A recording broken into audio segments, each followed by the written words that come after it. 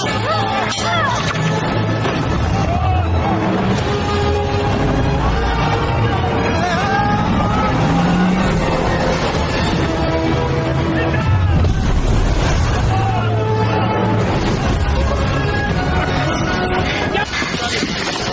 से डरकर नौका पार नहीं होती और कोशिश करने वालों की हार नहीं होती। अपने क्या आप एक एंटरप्रेन्योर बनना चाहते हैं या आप अपने छोटे से कारोबार को बड़े लेवल पे लाना चाहते हैं, या आपको स्ट्रैटेजीज बनाने में प्रॉब्लम आती है, या बजट मेंटेन नहीं होता, या आप अपने कारोबार को बड़े लेवल पे शुरू करना चाहते हैं, तो ये किताब आपके लिए है। जी हाँ, मैं हूँ हारून इकराम और आप देख रहे हैं कामयाबी विद हारून इकराम सीजन 2। और आज जिस किताब का मैं रिव्यू करने जा रहा हूँ, किताब का नाम है succeeding in your business by Aamir Qureshi. Aamir Qureshi Pakistan के बहुत मशहूर और मरूफ बिजनेस कंसल्टेंट है और इस किताब में उन्होंने 25 साल अपना तजुर्बा, अपना निचोड़ और एक्सपीरियंस, एक्सपोजर इस किताब में लिखा है। और इनकी एक ऑलरेडी एक किताब लीडरशिप इनसाइट, जो कि यहाँ पे शो हो रही होगी, मैंने रिव्यू किया। और अगर आपने वो रिव्यू नहीं देखा तो क्लिक कीजिए और जाके वो वीडियो देखिए। चलते हैं किताब के मेरे फेवरेट पोर्शन पे। मेरा फेवरेट पोर्शन है आमिर्स मनी टिप्स। अब इसके अंदर आमिर कुरैशी ने मनी मेकिंग और मनी मैनेजिंग का ऊपर टिप्स दी है कि हम किस तरह से उसको मैनेज कर सकते हैं। पहला पॉइंट वो ये कहते हैं, set financial goals and monitor it monthly basis. यानी कि आप अपने जो भी गोल्स, फाइनेंशियल गोल बनाए, उसको मॉनिटर जरूर करते रहे मंथली तौर पे, क्योंकि हमारा माइंड चीज़ों को भूल जाता है। तो हमने फाइनेंशियल गोल्स सेट करने और उनको मंथली बेसिस पे, वीकली बेसिस पे चेक जरूर करना कि क्या हम उस तक पहुंच रहे हैं कि नहीं। सेकेंड है build your personal asset portfolio.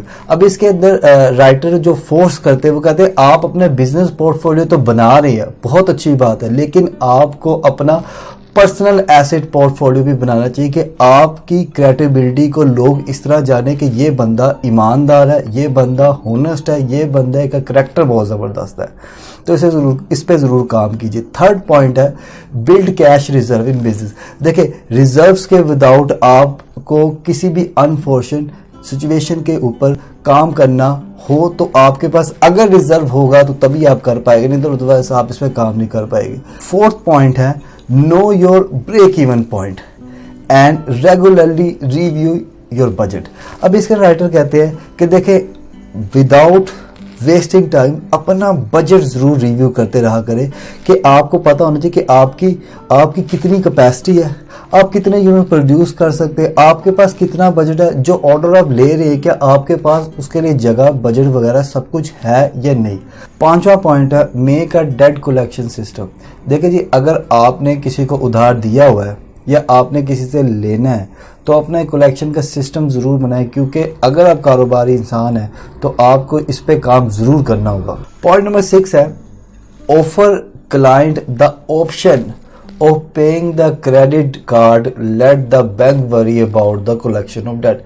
देखिए, इसके अंदर राइटर ये कहते हैं कि अगर कोई आपका क्लाइंट है तो उसे ये ऑप्शन दे कि वो अपने जो उधार की जो किस्त है वो क्रेडिट कार्ड से दे, क्योंकि अगर वो क्रेडिट कार्ड से देता है तो इसमें आपकी टेंशन खत्म हो जाती है। फिर वो बैंक पे होता है कि बैंक जाके आपके बिहाफ पे जाके या कलेक्शन करे उस कर्जे की। तो अपने कस्टमर्स को इस चीज़ की भी आप दें कि वो आपको सिर्फ नकदी नहीं, वो क्रेडिट कार्ड पे भी करके दे, ताकि सारे की सारी जो बैंक की जिम्मेदारी हो। नेक्स्ट है ask for depositor for big orders and progress payment in वे।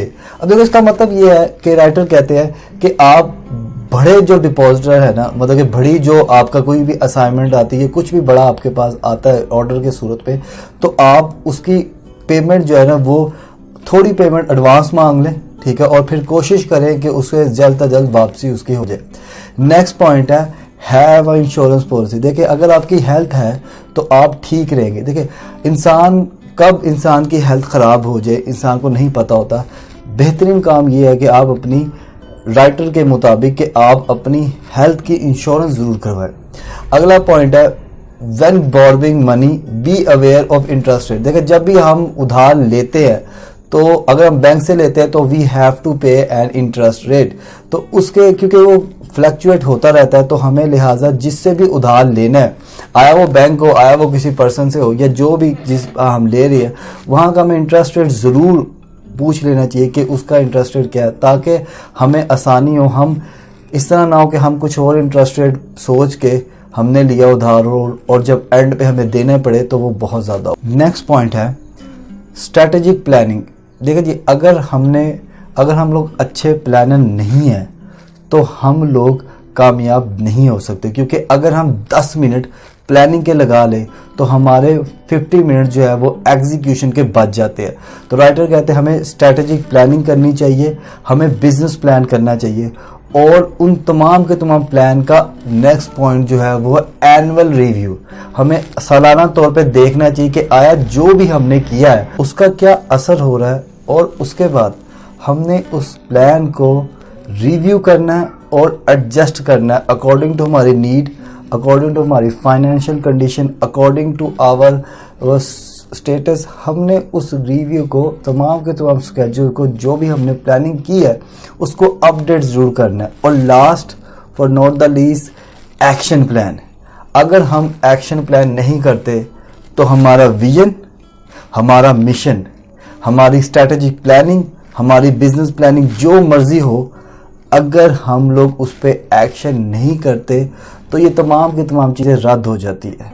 आपको मेरा रिव्यू कैसा लगा काइंडली कमेंट सेक्शन में बताएं, और अगर आप लोग किसी और किताब का रिव्यू करवाना चाहते हैं तो वो भी काइंडली कमेंट सेक्शन में लिखें, और लाइक कीजिए हमारे चैनल को, और साथ ही साथ सब्सक्राइब कीजिए ताकि आपको मिल सके हमारे चैनल की हर न्यू अपडेट।